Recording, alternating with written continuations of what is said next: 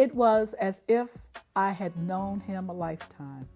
He is the horseman. Long legs, slim and strong in character. He is the horseman. Open to listen to others with plenty to share. Honored by royalty for his craft, but humble before his God and never arrogant. He is the horseman. Music bellows from his inner core, celebrating a life of giving to those who could become lost in the wrongs of this world. He leads in the way of the horseman, noble and wise, sturdy and focused as he rides. He and horse become one heartbeat, one, as the hoofs of the horseman's stallion beat out a special rhythm. He is the horseman, hearing what is special to his ears only, the beat of love, compassion, joy, wisdom, and peace. This is the mission of the horseman. No fear, but protection.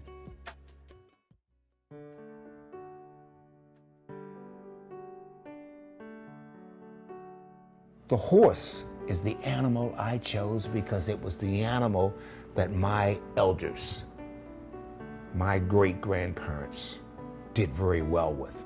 And it was one of the animals that black people in America could have. A mule, a horse, a cow. So the horse for me was the first thing that as a child of 3 years old, I totally fell in love with and trusted. And wanted to be around and wanted to learn more about it. But most of all, I wanted to love.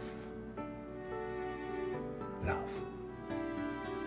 And when I broke down that trust and I put in that love and I learned to be around the horse more and more, yes, I learned other animals, the horse gave me love back. And it never broke my heart. It never disappointed me. So it was like a drug for me.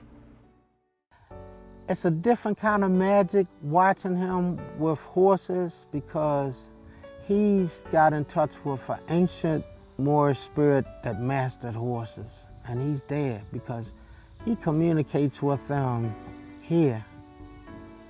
And they connect with him here. You know, and it's just the way, the fluidity of certain little gestures they pick right up and they do compliment him. He's done some whimsical things that I've never seen any trainers do without a whip. He's not that crack of the whip guy. He doesn't have that approach at all. It's a spiritual approach, more of a harmonizing with nature approach. I just try to establish a trust and relationship with this animal. And I don't try to say that my technique is better than someone else's, or I'm the horse whisperer. People label me with that, so I'm not trying to be competitive with other people who work with horses.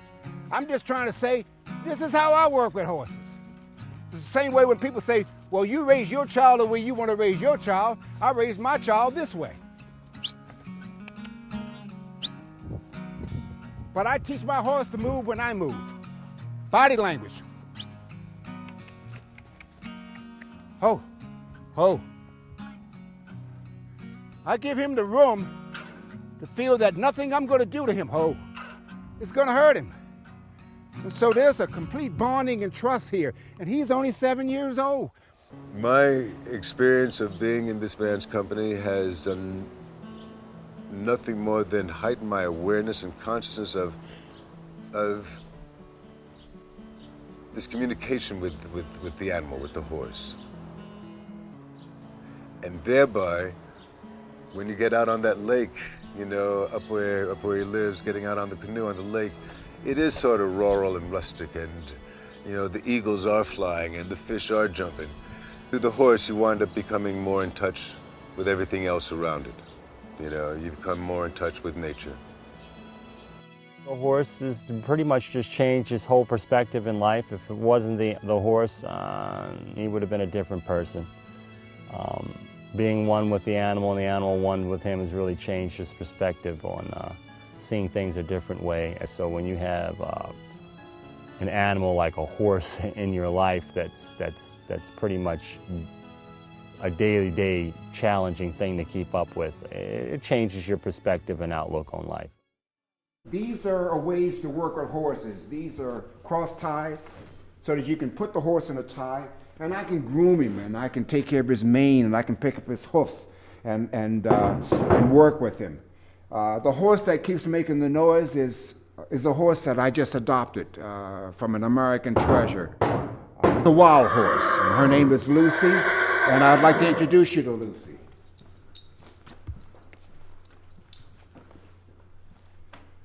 Lucy is one of those wild spirits that it's like the kids that I bring here that no one has taken any time to understand or given any love. And she is one of the American treasures that I and many horsemen like me are trying to save, because there's a lot of lost respect for the true horse of America, the Mustang. And this horse here was wild a year and a half ago. I mean, she would attack you or me the same way she would attack a bear or a wolf or anybody trying to invade her space. And look where she is. Look at where she is now. She is adorable. And this has been taking time. I've taken a year to not push her, for her to get to know my scent, my smell, my touch, and for her to trust me. Because the next thing I'm going to do is get on her back, and I don't want her to do bucking, whether it's a domesticated horse or a wild horse, is a form of defense. I don't want her to buck at all. I want her to start total trust. Now, you take a wild horse like this, you get her to trust you. You get, come on. Good girl. Oh. You get her to trust, picking up her legs, smelling your breath, putting your head up against her, moving her body, touching her. This all takes time. Now, if you had seen this horse when the people who first got her, and when I first got her, you wouldn't believe I'd be able to do this with this horse now. And this is what I'm trying to do with youth, with kids around the world.